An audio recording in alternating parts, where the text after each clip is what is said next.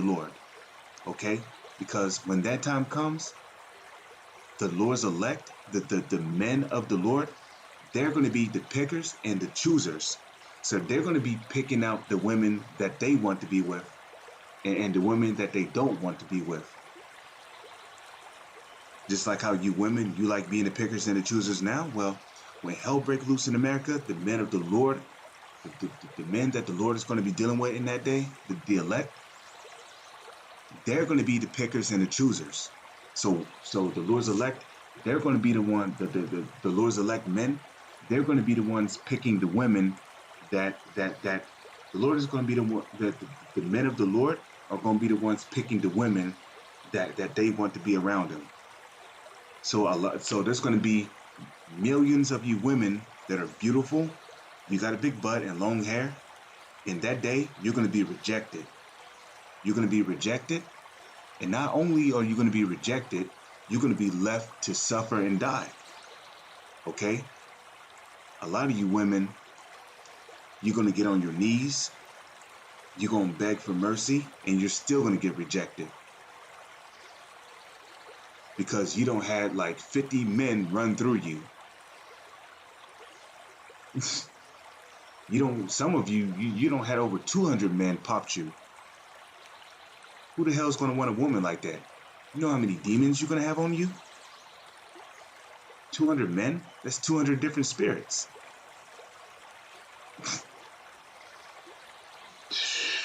Man.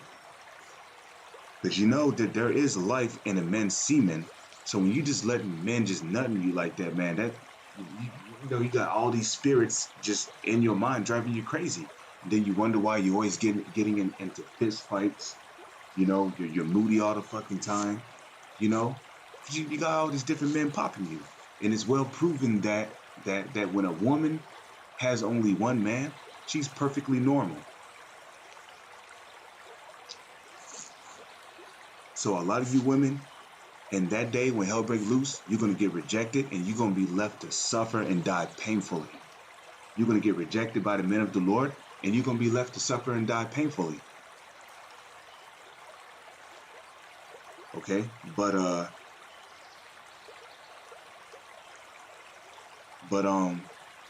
you women that are in this truth, that's a blessing, because the Lord is going to give you the Lord is going to give you a man of the Lord, and you're going to be protected in that day.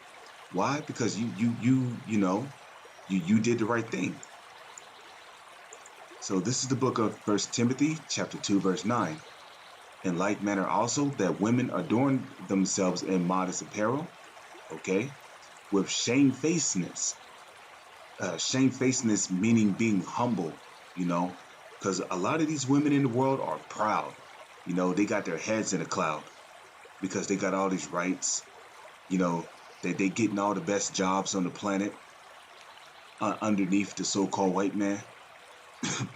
They got these fancy houses and fancy cars. But when hell break loose in America, they're gonna lose all of that. You see, they're gonna lose all of that. And right before they know it, they're going to be homeless on the streets. And sobriety, so being shamefaced in sobriety, not broided, not with broided hair, meaning you got your hair in this beautiful set up fashion, you know. But just keep your hair like the way it is, man. Braided or combed out, but don't. In other words, don't have your hair just sitting out like that. Don't have your hair all. How do I put it? Don't have your hair in like a fancy manner. That's what I'm getting at. You just want your hair to be plain. Okay, so not with broidered hair or gold or pearls or costly array. Right? So in other words, don't go around wearing all these fancy clothes that you see women in the world wearing. You know, to be dressed in sackcloth on this side would be an example of that. Would be like you know, like when wearing wearing clothing that you don't see the women of the world wearing, you know. So you're not wearing the latest fashion. I mean, yeah, it's okay to, you know, to dress up every once in a while, but don't be out there, dressed up in all these fancy and highly costly clothing, because this is not the time for that, okay? This is the time to be in a state of mourning, but which becometh women professing godliness with good works. And what would be an example of some good works when it comes to women? Like, I was watching the brother Amawan Abad, and he was basically giving thanks and condolences to certain sisters because she basically made him a garment. She sent him some what was it? I think some frankincense or incense or something like that. She made him some incense. She made him some garments, and she basically sent it to him. She also sent him some wine, but I don't believe it was just her. I think it was her and her husband who had sent him the wine. But that's an example of good works. Sisters that make garments for brothers, make incense for them. You got some sisters who deal with the stones. They make certain stones for brothers, like they make them to necklaces and then send them to brothers. Okay, so let the woman learn in silence with all subjection. So, you know, but this applies to you sisters that come on the comment board. Learn in silence. You don't need to post scriptures. You don't need to say Khan. I'm gonna take note of that and then go on the highways and hedges and teach. Nah, okay. Learn in silence. You know, the scriptures also say that if a woman will learn anything, let them ask their husbands at home. So it's okay to learn in silence. Learn how to be a sister in silence. Okay, but I suffer not a woman to teach, nor to usurp authority over the man, but to be in silence. For Adam was first formed, then Eve, right? And Adam was not deceived, but the woman being deceived was in a transgression. Notwithstanding, the woman, the sister, the Israelite sister in the truth, shall be saved in childbearing. So she shall be saved, accepted in childbearing, if they continue in faith and charity and holiness with sobriety. Okay, notice how it says if they continue in faith and charity. What's an example of charity? Making garments for brothers, making incense for brothers, basically being a help unto the ministry of Yahweh Bashem Yahweh Shai by sending brothers garments. You might for brothers who teach out in the wintertime, you might make them gloves. You might make them like certain socks. You might send them like hand warmers.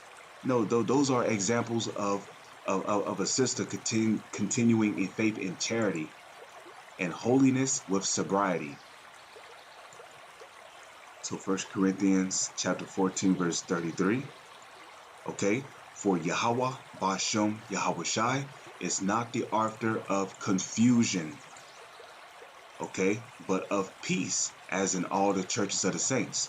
Right, because what happens if a woman opens her mouth within the church or ministry of Yahweh Bashem Yahweh Shai and she calls herself trying to teach? Nothing but confusion will come along. Nothing but confusion. And out of confusions will come what?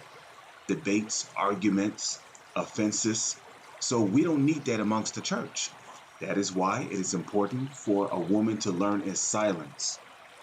Because the Most High did not give the understanding of the Holy Scriptures to women. He gave it to the men. Like it tells you in the book of Revelation, I believe it's the 21st verse. It says the tabernacle of the Lord is with men. not women, but with men. Let your women keep silence in all. Let your women keep silence in the churches, for it is not permitted unto them to speak. Why? Because nothing but confusion will come amongst the church if a woman calls himself trying to teach. So let the women keep silence in the churches, for it is not permitted unto them to speak, but they are commanded to be under obedience. And what's the obedience? Learning how to be a sister in the truth according to the Holy Scriptures, not according to what you believe is right amongst the ministry, but according to the Holy Scriptures. That's how you be a sister, according to the Holy Scriptures. Okay, like how it teaches you in First Timothy's the second chapter, like how it teaches you in First Corinthians the 33rd chapter, like how it teaches you in First Peter's the 3rd chapter. And if they will learn anything, if the woman will learn anything, let them ask their husbands at home, for it is a shame for women to speak in the church. So this is the book of 1 Peter chapter 3 verse 5. For after this manner in the old time, the holy women also who trusted in Yahweh, Bashem Yahushai, adorned themselves, being in subjection unto their own husbands. Okay? So if you're a sister and you have a husband, whether if your husband is in the faith or not, you have to be in subjection unto him. Okay? Because he's your Lord. He's your master. Okay? Even as Sarah obeyed Abraham, calling him Lord. And this, you know, a lot of you women out there, you call yourselves the daughter of Sarah. Well, Sarah called her husband Lord. Do you call your husband Lord? And even if you don't, is that your mentality? If you're a woman in this truth and you have a husband, is your mentality towards your husband, you know, calling him Lord? That should be your mentality if you're calling yourself a daughter of Sarah. Okay? Whose daughters ye are, as long as ye do well, and are not afraid with any amazement. So Lord's will, this was edifying through the spirit and power of Yahweh, Bashem, Yahushai. With that, is on to the next one. Shalom.